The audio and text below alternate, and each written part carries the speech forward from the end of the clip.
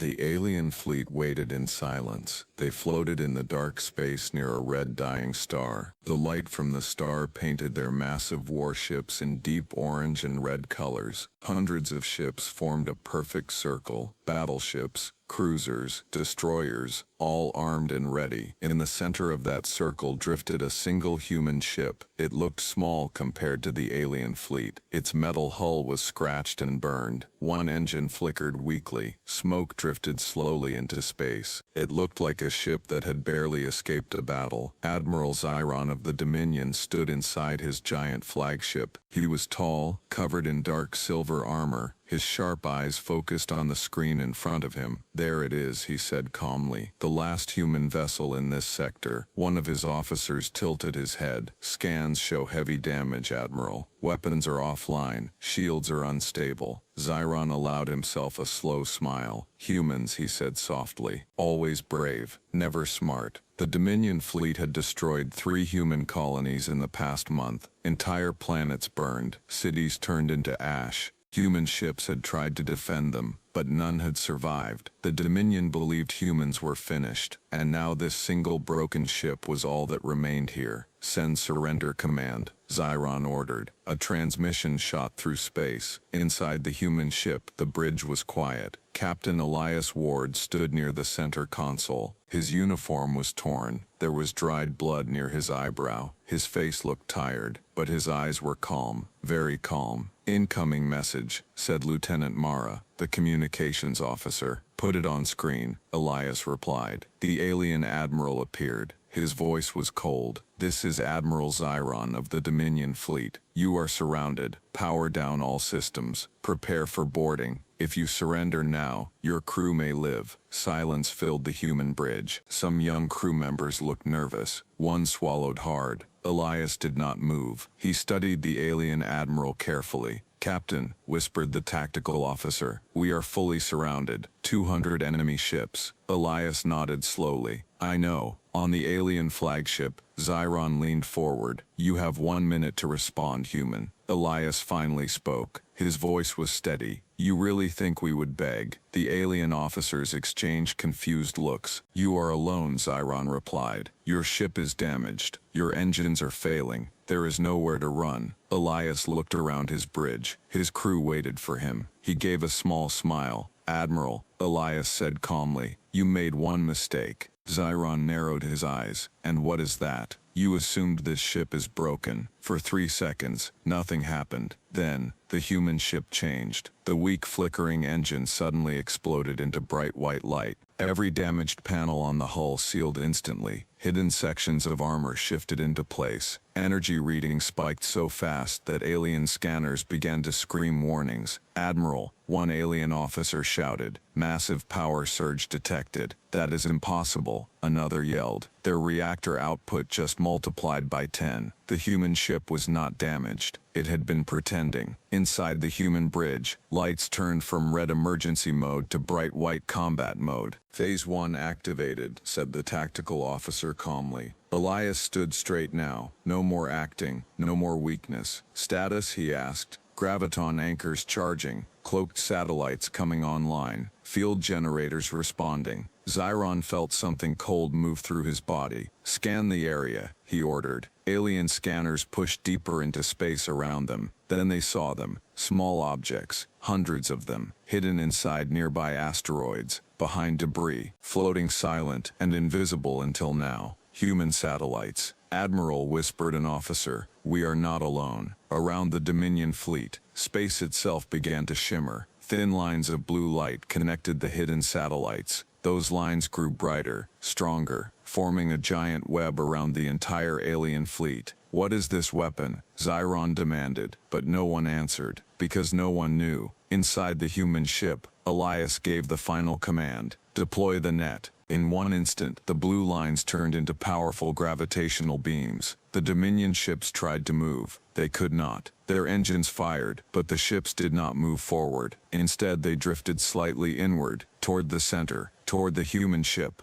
"Admiral, our ships are being pulled. Warp drives offline." navigation systems failing. Panic began to spread across alien communications. For the first time in years, the Dominion fleet felt fear. Xiron stared at the human captain on the screen. "You planned this," he said slowly. Elias did not deny it. "For weeks," he replied. The alien admiral's mind raced. This sector was supposed to be empty. They had scanned it. They had seen nothing. But humans had hidden their trap inside rocks, inside debris, silent, patient, waiting. "You sacrificed colonies just to lure us here?" Xiron asked. Elias's face grew darker. "You think we sacrifice our people?" he said quietly. The alien fleet shook slightly as the gravitational net tightened. "We knew you would chase us," Elias continued. "You always chase weakness." The Dominion ships were now completely trapped. 200 warships, unable to move, unable to escape, surrounding what they believed was a helpless human vessel. But now the truth was clear. They were not hunters. They were prey. On the human bridge, the main weapon core began to glow deep red. Energy built inside the center of the ship. Not fast, but steady. Very steady. "Main cannon charging," said the weapons officer. Power levels continued to rise, higher than normal limits, higher than safe limits. On the alien flagship, warning alarms screamed. "Admiral, the human ship is charging something enormous." "How powerful?" Xiron demanded. The officer hesitated. "Enough to destroy us all." Silence filled the alien command deck. The red dying star behind them flickered weakly. Its light reflected off hundreds of trapped Dominion ships, and in the center of the web of blue energy stood one human ship, no longer pretending, no longer weak. Elias looked into the camera one last time. "You came here expecting surrender," he said calmly. "You thought we would beg." The red glow of the human weapon grew brighter. "So let this be clear." His voice became cold. "Humanity does not beg."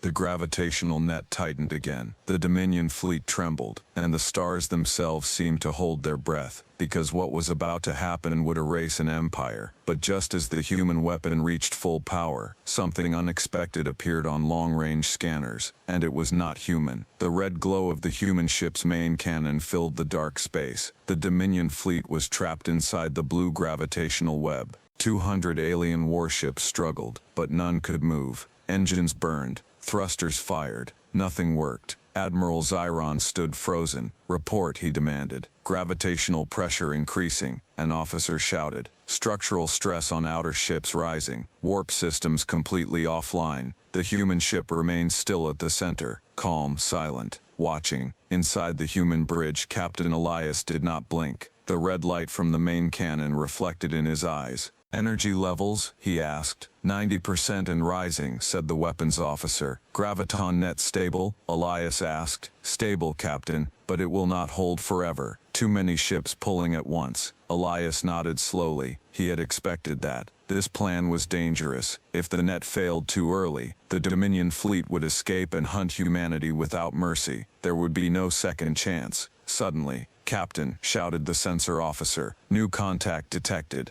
Elias turned. "Where?" "Far edge of the system, near the red star." A large shape slowly appeared on the main screen. It was massive, larger than any Dominion ship, dark, smooth, no clear weapons, no visible markings. The alien fleet saw it too. Xiron's eyes widened. "That ship, it is not ours." Fear slowly spread across the alien command deck. "Unknown vessel approaching battlefield," an officer whispered. The ship moved slowly, almost silently. It did not respond to scans. It did not transmit signals. It simply watched. Elias stared at the screen. "That's earlier than expected," he said quietly. One of his crew members looked confused. "Captain, you knew about this?" Elias did not answer immediately. Instead, he opened a private channel. "Commander Hale," he said calmly, "you are late." The dark ship near the red star suddenly transmitted a signal. A human voice replied, "Sorry, Captain. Had to make sure our guest fleet was fully inside the net." Several Dominion officers gasped. Human. That giant ship was human. Xiron felt anger rise inside him. "You had reinforcements," he growled. Elias looked back at him. "Did you really think we would fight you with only one ship?" The massive dark vessel began to glow softly. Panels along its surface opened like petals of a flower. Inside those openings were rows of circular devices. They were not cannons. They were not missiles. They looked like rings. "Captain," whispered the tactical officer, "the Ark is preparing." Zyron listened carefully. "Ark," he repeated. Elias faced the alien admiral one last time. "You destroyed 3 of our colonies," Elias said quietly. "Millions of people died. You thought we were running." The red main cannon on Elias's ship reached full charge. The dark ship near the star began to hum deeply, low, heavy, like space itself was vibrating. "We were not running," Elias continued. "We were building." Suddenly the Ark ship fired, but no beam came out. Instead, one of the giant rings expanded. A pulse wave shot outward across the battlefield. It moved silently. When the wave touched the Dominion ships, everything changed. Alien systems flickered, screens went black, weapons powered down instantly, even life support systems began to fail. "Admiral," an officer screamed, "our reactors are shutting down." Another officer panicked. "It's not an attack, it's rewriting our systems." The pulse had not destroyed them, it had hacked them. Every Dominion ship began to lose control. Human engineers had studied Dominion technology for years. They had waited for this moment. The Ark was not just a warship, it was a control weapon. Inside the human bridge, officers watched calmly. "Dominion fleet fully disabled," reported the tactical officer.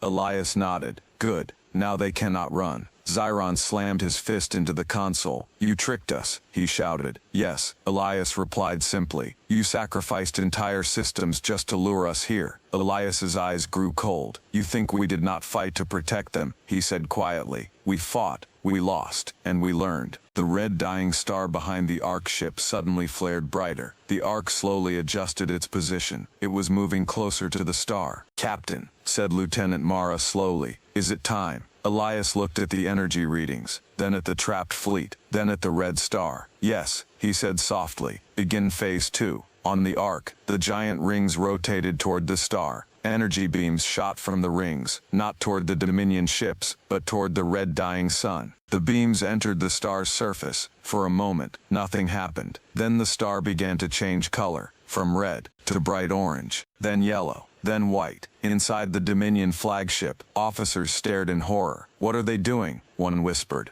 Zyron's face turned pale. "They are feeding it energy." The Ark was not attacking the fleet directly. It was charging the star. The dying sun began to stabilize. Its energy output increased rapidly. Solar flares erupted outward. The gravitational net tightened even more as the star's power grew. "Captain," said the human science officer, "stellar ignition process at 40%. Elias took a slow breath. "This system was dead," he said quietly. "No one cared about it, except us." The Dominion fleet realized the terrible truth. They were not just trapped near a star. They were inside a weapon. The Ark was turning the dying sun into a controlled supernova trigger. "Admiral," shouted an alien officer, "if that star goes critical, it will wipe out everything in this system." Zyron finished, including his entire fleet. Elias opened the channel again. "You thought one human ship was weak," he said calmly. "You thought we would beg, but we are not alone." The Ark's rings glowed brighter. The star roared louder. Energy waves pushed against every ship. "We do not need 1,000 ships to defeat you," Elias continued. "We only need the right battlefield."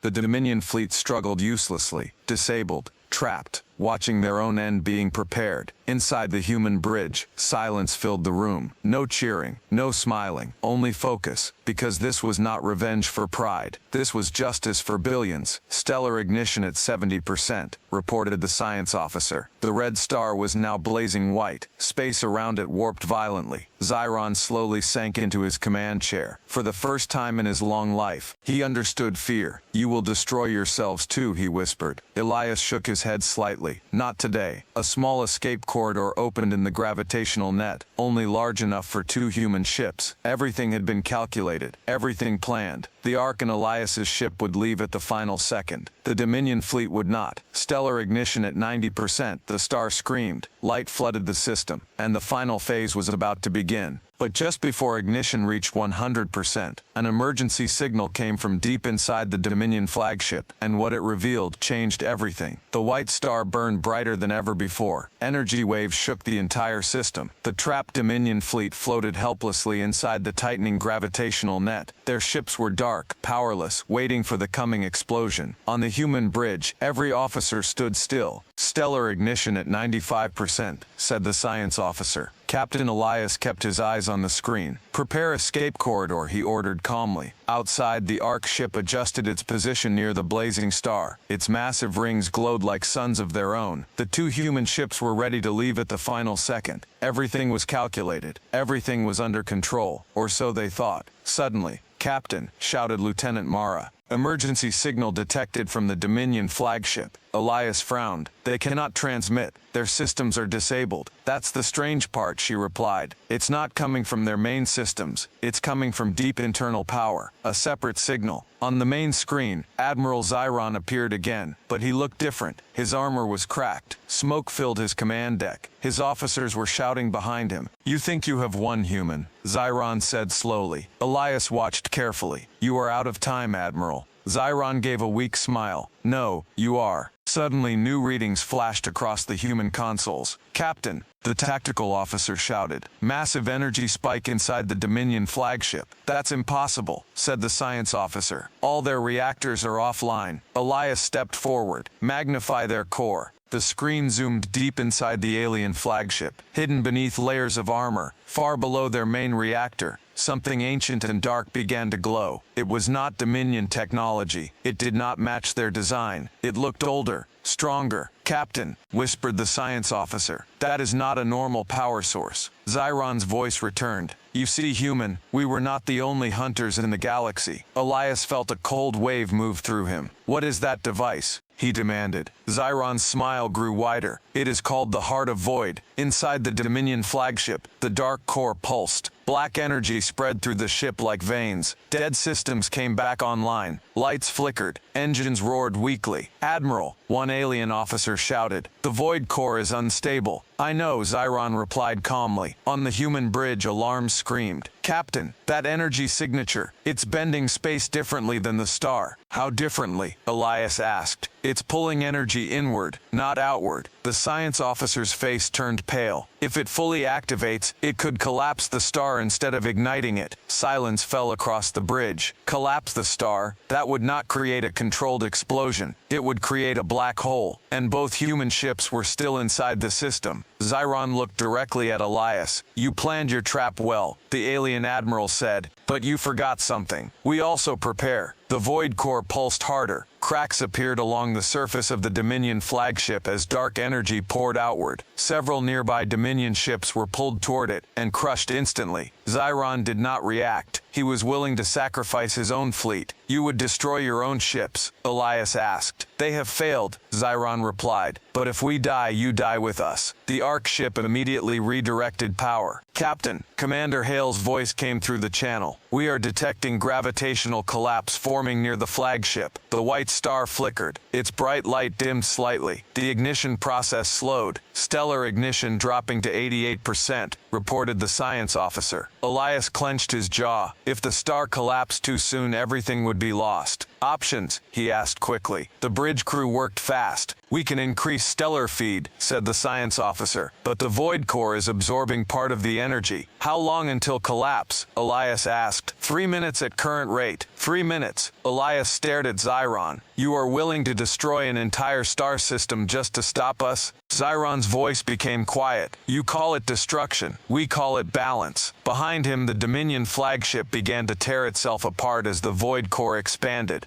Dark tendrils of energy stretched into space, reaching toward the star. Several trapped Dominion ships were crushed into metal dust. The gravitational net began to shake violently. "Captain," shouted the tactical officer, "the net cannot handle both forces. It's destabilizing." Elias made a fast decision. "Commander Hale," he said firmly, "redirect arc power from stellar ignition to net stabilization." There was a short pause. That will stop the supernova trigger, Hale replied. I know. The Ark's glowing rings shifted direction. Energy beams moved away from the star and into the graviton net. The blue web brightened again, fighting against the spreading darkness of the void core. The white star flickered, unstable. Izron laughed softly. You hesitate, he said. You do not want to die today. Elias looked at him calmly. No, he said. I just changed the battlefield. Inside the human ship, engineers rerouted power. Captain, said the science officer slowly, if we cannot ignite the star, there is one more option. Elias looked at her. Speak. We overload the graviton net. The bridge went silent. That would crush everything inside it, said the tactical officer. Yes, she replied quietly, including the void core and the Dominion fleet, Elias added, and possibly damage us if we are too close. The Dominion flagship cracked further as the void core grew unstable. Time was running out. The star dimmed again. 2 minutes until collapse, the science officer shouted. Elias closed his eyes for 1 second, then he opened them. Prepare graviton overload. Every crew member froze. Captain, Mara whispered. Elias looked at his team. We end this here. The Ark ship began transferring massive energy into the graviton satellites. The blue web turned bright white. Dominion ships were crushed slowly inward. The void core reacted violently. Dark energy slammed against the tightening field. Izron realized what was happening. You would sacrifice yourself? He asked quietly. Elias shook his head. No. He looked at the escape calculations. There was one narrow path, one chance. Open escape corridor now, he ordered. A thin line opened at the far edge of the net. The Ark moved first, then Elias's ship followed. Behind them the graviton web collapsed inward with unstoppable force. The Dominion fleet screamed in broken transmissions. The void core exploded in silent darkness. The red star stabilized weakly as the collapsing forces destroyed each other. Light and shadow mixed in a violent storm. From a safe distance the two human ships watched. Inside the collapsing net, 200 Dominion warships were crushed into nothing. The void core shattered. Admiral Zyron's final signal cut off forever. Silence returned to the system. The star glowed softly again. Not dead, not exploding. Stable. Elias took a slow breath. It's over, he said quietly. But then, Captain, whispered the science officer. He turned. Long-range scanners detecting something. What now? She swallowed. A signal. Not Dominion. From where? From beyond our galaxy. The bridge fell silent. The signal repeated once. Slow, ancient, watching. The Dominion was gone, but something far older had just noticed humanity, and it was coming. Silence filled the human bridge. The Dominion fleet was gone. The void core was destroyed. The red star burned softly again, weak but stable. Everything should have felt like victory, but no one smiled. Repeat the signal, Captain Elias said quietly. The sound played again across the bridge. It was low, deep, slow, not like a normal transmission. It sounded almost alive. Lieutenant Mara looked at her screen carefully. It's not using standard radio waves, she said. It's layered across multiple frequencies at the same time. Source? Elias asked. The science officer swallowed. Not inside our galaxy. The bridge grew cold. Commander Hale's voice came from the Ark through the channel. We confirm. The signal originates beyond the galactic edge. Elias stared at the starfield ahead of them. Beyond the galaxy? Nothing lived there. At least, that was what everyone believed. Could it be natural? One officer asked quietly. No, said the science officer. It's structured. It repeats in patterns. Mara's fingers moved fast over the console. I'm translating the pattern into visual data. The main screen changed. Strange symbols appeared. Long lines, circles, moving shapes. It looked like a map. Elias stepped closer. A map of what?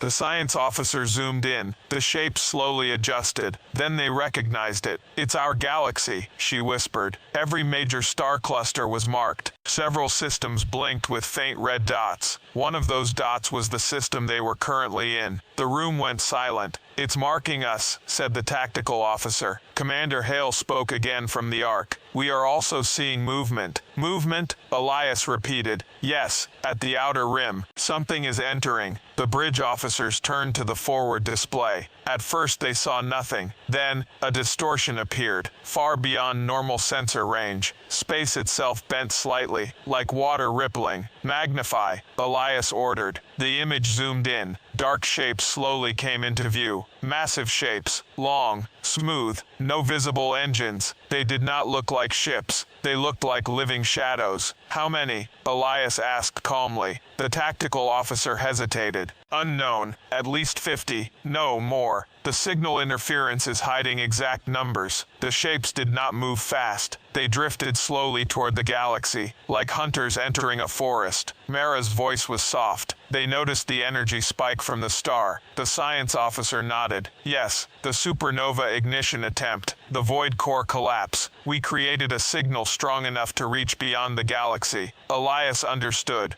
They had just announced humanity's power to something ancient. On the Ark, Commander Hale spoke again. These vessels are not broadcasting threats. They are scanning. Scanning what? Elias asked. Everything. The strange signal played once more. This time, new red dots appeared across the map. Several Dominion systems lit up. Then, one by one, those red dots went dark. The bridge officers stared. They are attacking the Dominion remnants, whispered the tactical officer. Elias narrowed his eyes. Show live feed. The Ark redirected its long-range sensors. A distant Dominion colony appeared on screen. Without warning, one of the shadow vessels moved near it. No visible weapons fired. No explosions. The planet simply went dark. All power vanished. Atmosphere faded. Life signs dropped to zero within seconds. The shadow vessel moved on. Silence returned. No debris. No fire. Just emptiness. They are not destroying, said the science officer slowly. They are erasing. The word hung heavy in the air. Commander Hale spoke again.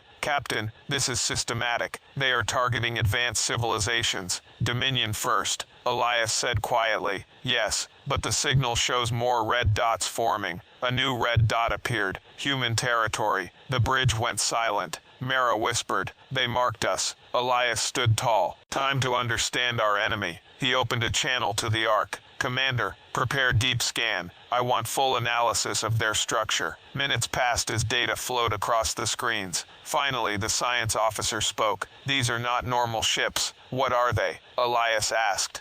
They are biomechanical, part organic, part machine, very old technology. How old? Elias pressed. The officer hesitated. Possibly older than our galaxy. The bridge felt smaller, heavier. Commander Hale added, we found something else. Go on. They are not communicating with each other using signals. How then? They are connected, like a hive mind. Elias remembered the void core, ancient, not Dominion design. Maybe the Dominion found that core from them, he said slowly. The science officer nodded. That could explain it. The void core energy matches the signature of these vessels. So when the void core activated, Mara said quietly, we woke them. Elias finished. On the screen, one shadow vessel paused. It turned slightly, facing toward the inner galaxy, toward human space. Another followed, then another. They were not rushing. They were not angry. They were calm, like predators who had finally noticed new prey. Commander Hale's voice was steady but tense. Captain, at their current speed, they will reach the outer human colonies in 3 months. 3 months. The Dominion War had already cost millions of lives. Human fleets were damaged. Resources were low. And now this. Elias made a decision. Broadcast full alert to Earth Command, he said. Send all battle data. Dominion trap. Void core. These new vessels. Everything. Yes, Captain, Mara replied. The signal transmitted toward human space. Elias stared at the dark shapes moving slowly toward the galaxy. They are testing us, he said quietly. How do you know? Asked the tactical officer. Because they did not attack us directly. The shadow vessels continued scanning, watching, learning. Commander Hale asked the question everyone feared. Captain, can we fight something like that? Elias did not answer immediately. He thought about the trap, the graviton net, the Ark. Humanity had survived the Dominion because they adapted, because they prepared. But this enemy was older, stronger, smarter. We do what humans always do, Elias finally said. We learn. The red star behind them flickered gently. The battlefield was quiet, but far beyond the galaxy's edge, the shadows were gathering, and this time, humanity was not the hunter. They were the target. As the Shadow Fleet crossed into the galaxy, one of the ancient vessels suddenly transmitted a single message, and it was not in alien language, it was in perfect human English. The bridge was silent. The Shadow Fleet had crossed into the outer edge of the galaxy. They did not rush. They did not attack. They moved slowly, like something ancient waking from deep sleep. Then, a transmission arrived. It broke through every human channel at once. Not forced, not violent, smooth, clear. Lieutenant Mara's eyes widened. "Captain, it's coming directly to us." "Put it on screen," Elias said. The display flickered. Strange symbols appeared first, then they shifted, rearranged, translated in real time, and then, words formed. Perfect English. "Humanity, you have been observed." No one breathed. The voice was calm. Not male, not female. Flat, cold, ancient. Commander Hale spoke from the Ark. "We confirm. The transmission is coming from the lead shadow vessel." The message continued. "You demonstrate rapid adaptation, high aggression, strategic intelligence." The bridge crew exchanged nervous looks. It was studying them, analyzing them. Elias stepped forward. "This is Captain Elias Ward of the Terran Defense Fleet," he said clearly. "Identify yourself." There was no delay. "We are the Continuum." The word echoed in the room. "We predate your civilizations. We predate your recorded stars." The science officer whispered. "That matches their energy signature, ancient beyond measurement." Elias remained steady. "Why are you here?" The response came instantly. "Your activation of collapsed singularity technology triggered evaluation protocol." The crew understood immediately. "The Void Core," Mara said quietly. "Yes," the Continuum replied. "You accessed forbidden energy structures." Elias narrowed his eyes. "The Dominion used it, not us. You destroyed it." The Continuum answered calmly. "That demonstrates capability." The shadow vessels continued drifting inward. More of them entered the galaxy. Their numbers were now impossible to count. Elias asked the most important question. "What is your purpose?" There was a short pause. "Then we preserve balance." The same words Zyron had spoken before he died. The bridge grew colder. "You erase civilizations when they become too powerful," Elias said. "Correction," the Continuum replied. "We remove instability." On-screen images appeared. Old civilizations, different species, advanced fleets, planets full of cities. Each image ended the same way. Darkness, silence, erasure. They reached technological thresholds beyond safe containment, the Continuum explained. "You mean they became strong?" Elias said quietly. "Yes." Commander Hale's voice cut in. "They're a galactic reset system." The science officer nodded slowly. "They monitor growth. When a civilization becomes a threat to universal balance, they wipe it out." Elias kept his voice calm. "And you think humanity is a threat?" "Probability rising," the Continuum answered. The bridge crew stiffened. "Based on what?" Elias demanded. "Rapid military adaptation, high emotional volatility, strong survival instinct, willingness to weaponize stellar bodies." They were judging humanity by the trap, by the star ignition, by the graviton collapse. Mara stepped forward slightly. "You attacked the Dominion first," she said. "Dominion instability level exceeded threshold," the Continuum replied. "And now?" Elias asked. A new image appeared. Human space, highlighted in red. Human civilization approaching evaluation limit. The words felt like a death sentence. Commander Hale whispered through the channel. "They're deciding whether to erase us." Elias refused to show fear. "We defend ourselves," he said firmly. "We do not conquer for pleasure." Dominion made similar claim. The Continuum replied. Elias felt anger rise, but he controlled it. "We destroyed the Void Core," he said. "We prevented a black hole." "Yes," the Continuum answered, "which increased survival probability of this galaxy." The science officer looked up suddenly. "Captain, I think they are not emotional. They calculate everything." The Continuum continued. "You are different from prior species." "How?" Elias asked carefully. "You display restraint." The bridge fell silent again. "Restraint. You had opportunity to fully detonate star," the Continuum said. "You chose controlled stabilization." Elias understood. They had been watching the entire battle, judging every decision. "So what now?" Elias asked. The Shadow Fleet slowed its advance. For the first time their movement paused. "You will undergo test." The words echoed across the bridge. "What kind of test?" Commander Hale demanded. "Proof of stability." Elias crossed his arms behind his back. "And if we fail?" Erasure. Simple. Cold. Final. Mara swallowed. What is the test? She asked softly. The main screen shifted again. A new location appeared, deep inside human territory. One of the largest human colony worlds. Arcadia Prime. Population 2 billion. The bridge crew froze. Why are you showing us Arcadia?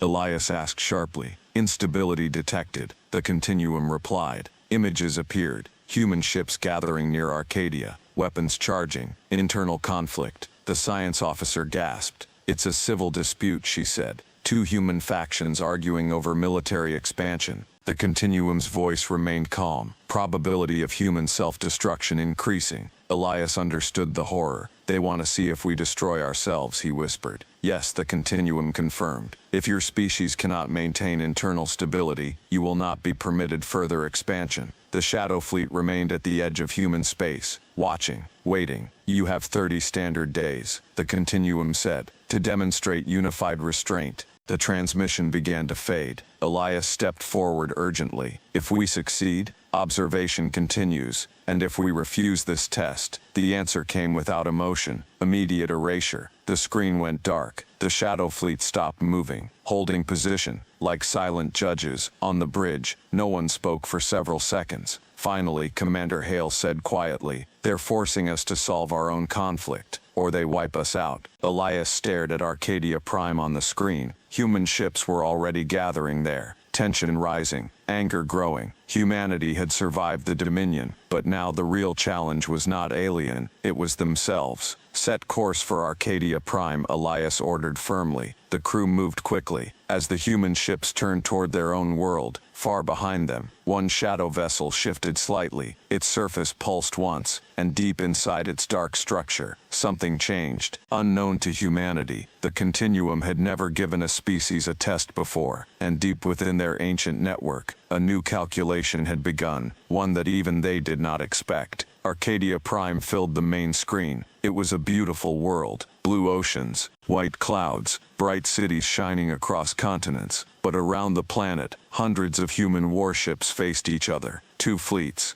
both Terran, both armed, both angry. One side believed humanity must expand faster, build stronger weapons, prepare for more threats. The other side believed constant war would destroy humanity from inside. Tension was high. One wrong move could begin a civil war, and far beyond them, the Shadow Fleet of the Continuum watched silently. Captain Elias stood on the bridge of his ship as it exited warp near Arcadia Prime. Commander Hale's Ark ship appeared beside him. Broadcast priority message to all Terran vessels, Elias ordered. Yes, Captain. His face appeared across every human ship. Stand down immediately, Elias said firmly. This is not just a political disagreement anymore. We are being observed. Some fleet commanders responded with confusion. Observed by who? One demanded. By something older than our galaxy, Elias answered. Murmurs spread across open channels. Elias continued. The Dominion War woke them. They erased the Dominion. Now they are judging us. That is impossible, another commander said. Elias sent the battle data instantly. The Void Core, the Shadow Vessels, the message from the Continuum. Silence followed as every commander reviewed the proof. Above Arcadia Prime, weapons slowly powered down, but not all. One fleet commander, General Varric, spoke sharply. This is fear talking, Varric said. If these beings erase strong civilizations, then we must become stronger. And if strength is the reason they erase species, Varric hesitated. The Continuum's silent ships were still at the edge of human space, watching, waiting. The 30-day timer had already begun.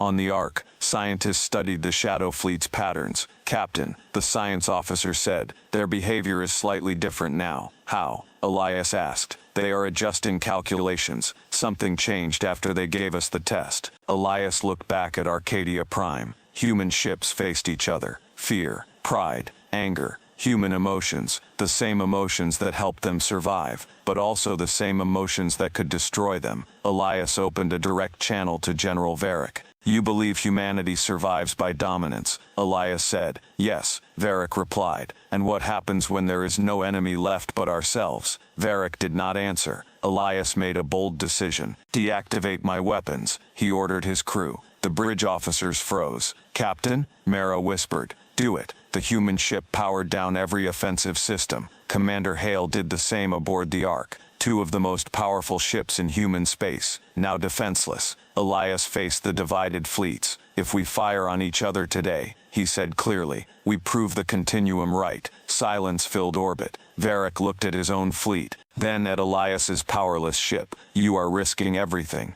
Varric said quietly. Yes, Elias replied, because survival is not just power, it is control. Minutes passed. Slow, heavy. Finally, one by one, ships from both human fleets powered down their weapons. Arcadia Prime's orbit slowly became peaceful again. On the edge of the galaxy, the shadow vessels shifted slightly. The continuum transmitted again. Internal conflict probability decreasing. Elias looked at the screen. We choose unity, he said. You demonstrate restraint again, the continuum replied. But restraint alone does not remove instability. The bridge grew tense. What more do you want? Hale demanded. The answer surprised everyone. Adaptation. A new image appeared. It showed human and Dominion technology combined. Void core fragments, graviton designs, human creativity. You reverse-engineered forbidden technology, the continuum said. Yes, Elias admitted. Most species weaponize such knowledge immediately, and we destroyed it, Elias replied. Correct. The Shadow Fleet paused again. Deep inside their ancient network, calculations shifted. Something unexpected was happening. Humanity did not follow predictable paths.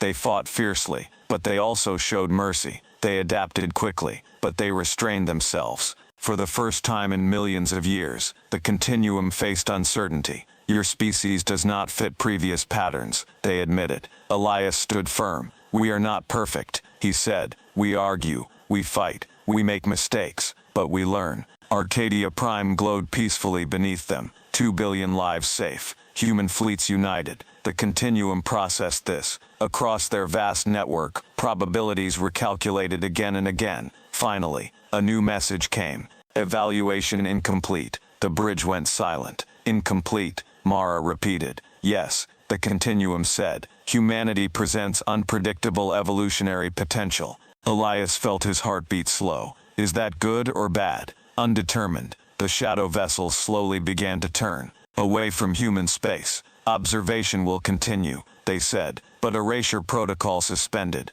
Relief spread across the bridge, but the continuum was not finished. One warning, they added. If humanity becomes destabilizing force, we will return. The Shadow Fleet began to drift back toward the galactic edge, not retreating in fear, not defeated, simply waiting, watching from the darkness beyond. Arcadia Prime's orbit was silent now. Human ships floated side by side instead of facing each other. General Varric spoke softly over the channel. You gambled our survival. Elias nodded. Yes, and you were right. Elias looked at the distant stars. No, he said quietly. We were, because this time, humanity chose unity. Weeks later, reports spread across Terran space. The Dominion threat was gone. The Shadow Fleet had vanished beyond the galaxy. But something had changed. Humanity now knew they were not alone in the universe, not just with enemies, but with watchers, ancient guardians of balance. And for the first time, those guardians had hesitated.